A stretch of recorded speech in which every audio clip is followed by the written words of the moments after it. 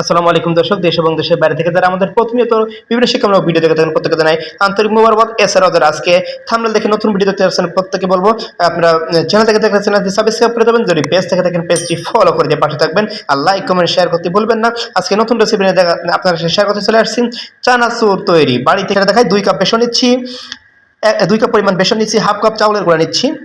এবার একটু বিট লবণ দিলাম, পরিমাণ মতো বিট লবণ, এবং কিছু পরিমাণ সাদা লবণ, একটু সাদা লবণ দিয়ে দিলাম।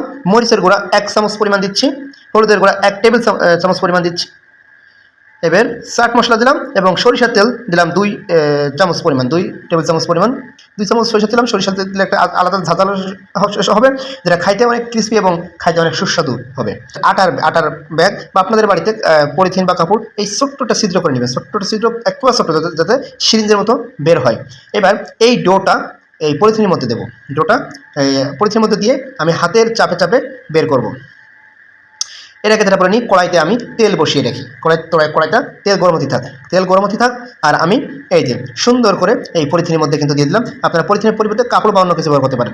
সুন্দর করে দেখেন তেল গরম হয়ে গেছিলো এবং তেলের মধ্যে কিন্তু আমি এলোমেলো হয়ে ছাড়ছি, এটা কিন্তু কোনো মাপঝোঁক না, এলোমেলো হয়েছে পুরো করে কিন্তু তখন উঠিয়ে নিয়ে আমি রেখে দিলাম। এরপর কিন্তু মোটামুটি আমাদের চানাচুর ভাজার কাজ একবার চলছে। তবে তার মধ্যে বলে নিই, আপনারা যদি এখনও চ্যানেলটি সাবস্ক্রাইব না করেন, চ্যানেল সাবস্ক্রাইব করে দেবেন, যদি পেজ থেকে দেখেন পেজটি ফলো করে দিবেন, আর লাইক কমেন্ট শেয়ার করতে বলবেন। আর নিত্য নতুন এভাবে শিক্ষামূলক ভিডিও পাওয়ার জন্য বা তথ্যবহুল ভিডিও পাওয়ার জন্য আমাদের পাশে থাকবেন, কমেন্টস করবেন। আপনার প্রয়োজনীয়তা জানিয়ে কমেন্টস করলে আমরা কিন্তু খুব শীঘ্রই আপনাদের কমেন্টস দেখে দেখে নতুন নতুন ভিডিও তৈরি করে থাকি এই চ্যানেল থেকে বা এই পেজ থেকে। অবশ্যই কথাটা ভুলবেন না। করে খাওয়া খাইতে এবার চিড়ে আর ছোলা অথবা বুট, ওই মটরশুঁটি বুট যেটা শুকনা, ওটাও আমরা ভেজে নেব। এই ভেজে নিচ্ছি, এটাও 1 থেকে 2 মিনিট সময় লাগতে হবে সর্বোচ্চ। এটা তেলের উপর দেওয়ার পরেই বোঝা যাবে যে ফুটতেছে কিনা। ফুটা হয়ে গেলে সেটা উঠে নেব, দ্রুত বেশি সময় না যাবে না। নিয়ে এই চানাচুর মধ্যে দিলাম, চানাচুরের মধ্যে দিয়ে ভেঙে নিচ্ছি। টোটালটা চানাচুর বুট চিড়া সব মিক্স করে দিচ্ছি। এবার খাইতে খুব দুর্দান্ত স্বাদ। এটা কিন্তু বিকালবেলায় একেবারে বিকালের নাস্তা হিসেবে মুড়ি এবং এই চানাচুরটা খাইতে দুর্দান্ত স্বাদ লাগবে। আপনারা বয়ামে করে ভরে রাখবেন, ভরে রেখে মাসের পর মাস খেতে পারবেন।